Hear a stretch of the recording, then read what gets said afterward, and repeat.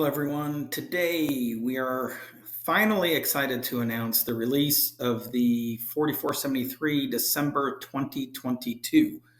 I know everyone's been waiting for this for a long time. We were hoping to have it out much sooner, but part of our process was to change a lot of the plumbing underneath the hood because we know that more changes from the ATF are coming. And hopefully they won't come too soon, but future updates are going to be a lot easier because we've changed a lot of our structure to support future updates. So we apologize for literally causing so much anxiety out there, but as we told everyone, we would have it ready before April 1st. This video is being recorded on March 31st, and I assume most of you will be watching it on April 1st. So when you go to your Manage 4473, the new form is ready to go. And any form that you start, any sale that you make where a new 4473 is generated, it will be version 2022.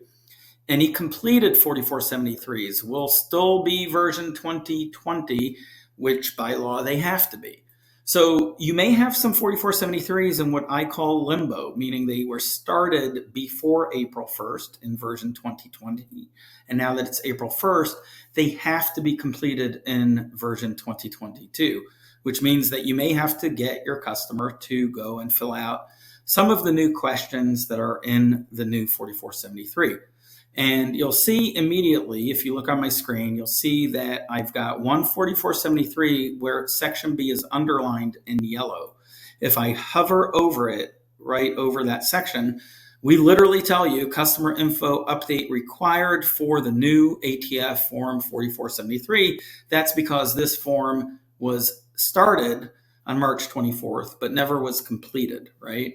So it's April 1st now, and they have to complete this 4473. They don't have to re-enter information or enter any new information, but actually, let me go ahead and pull it up in our kiosk. So we'll go and fill out the form.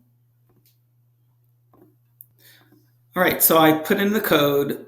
One of the things I wanted to point out, we have always supported this, but just to remind everyone, you don't have to type in the full last name. If you're not using a scanner, you can just type in the code, the 4473 ID, followed by the first three letters of the last name. In this case, it would be TES since the last name was Test. So when I hit continue, I go in here and I've got the 4473.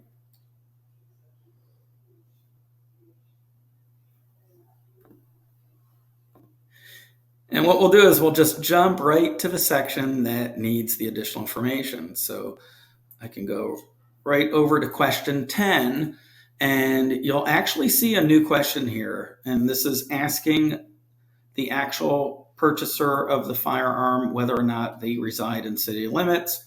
They have to answer yes, no, or unknown. One of the new features of the new kiosk, and I really encourage everyone to switch to the new kiosk. It's a lot easier for the customers. The old kiosk is still supporting the latest 4473, just to be clear. But one of the nice features, and everyone's been waiting for this, is if I type in a zip code, it will start searching, and I can actually choose the zip code. It will fill in the state, and it will fill in the actual county.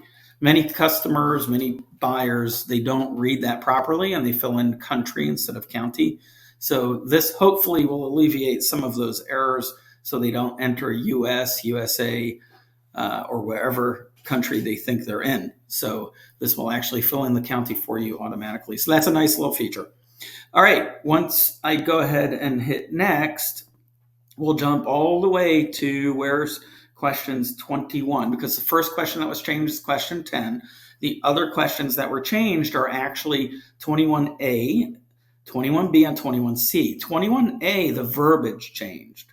So there's just a change in verbiage. 21B and 21C, you'll see they're not filled out because these are new questions. So again, you just need to answer those questions properly. And hit next. And you'll see that questions 21D to 21N are really the original questions, right? So there's already answers for these because, again, I filled this form out prior. If I jump down to 21N, as in Nancy, you'll see that there's actually 21N1 and N2, right? And again, if it's just ask if you're an alien illegally, unlawfully in the United States, and then you can answer further based on what you answered above. All right, and that's it. Those are all the changes for this particular section, which is section B. So what I'll do is now I'll jump back to our 4473 forms, and we'll actually look at the other sections that are in question. So let me just jump to the Manage 4473 screen. And section A, there really wasn't much of a change. Basically, you'll see here there's some verbiage changes in terms of whether or not this is a privately made firearm, PMF. If it is a PMF, you do need to specify the letters PMF. Again, please make sure to consult your local ATF agent, your IOI, NSSF. If you have an attorney, consult with them. So we are providing the software platform, and we have a lot of knowledge, but we don't profess to know the law. Right. So it's important if you have any questions, in terms of this new 4473 and procedural questions, or what information should I fill out, make sure you reach out to someone that has authority to give you the answers. But we can definitely tell you from a software standpoint what you need to do.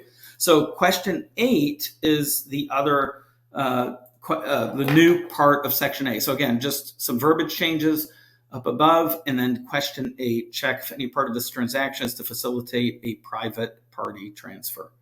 So that's section A, really simple, not many changes. Again, overall, not many changes. I would say section C probably has the biggest set of changes. So you want to review those. Again, you can go to the ATF website to learn more. And they provide much better descriptions than what I'm giving.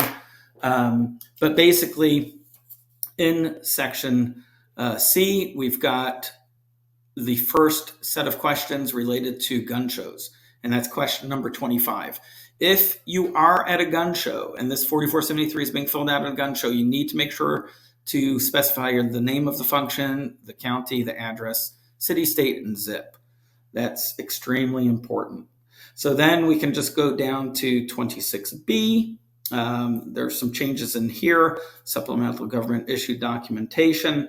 And also on 26C, there's some more additional information that's being requested if this is a PCS. So again, if this is a permanent change of station, there's a few extra questions here that need to be answered.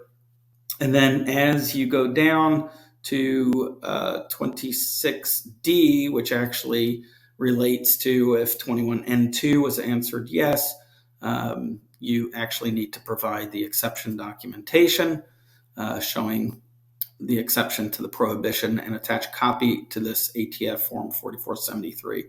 And you can see here, you can just upload that file. So next we have is 27C and D. You'll see here that you need to, if the response provided by NICS was for an extension in 27D prior to transfer, you need to enter this information, which is basically the date. If NICS provided answers after you actually initiated the original background check. And of course, if the purchaser of the firearm is under the age of 21, any notice of additional delay of transferee under 21 years of age received on, you just specify the receiving date, and you enter also the when the firearm can be transferred. And also, it's really important, there's a checkbox here that you need to check. No response was provided within 10 business days after additional delay for transferee/buyer under 21 years of age. So make sure this checkbox is ticked.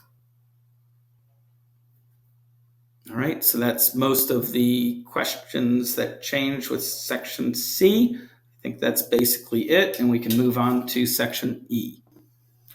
All right, before we move on, the last thing that I forgot, in case you're wondering, oh no, where did 27 F and G go? Those were removed, right? And that's because they're not on the new 4473. And again, it's not that new, the 4473, but it's from December of 2022. All right, and finally in section E, let's see if I have one. No, that's 2020. So let me grab section E. All right, so on section E, again, not really any changes. There is a last sentence that was added. I further certify that this firearms/arms transfer is within 30 days from the date of the initial contact with NICS. So that's basically the last change, section E. So again, every section basically was affected other than section D. Again, if you have a customer that is in the midst of purchasing a firearm and you started your 4473 with the old version, no worries, just have them go right back to the kiosk and fill out the additional questions. For obviously some of the customers, you'll need to explain what some of these changes are. We'll include below this video a link to the ATF site that literally details all of the changes.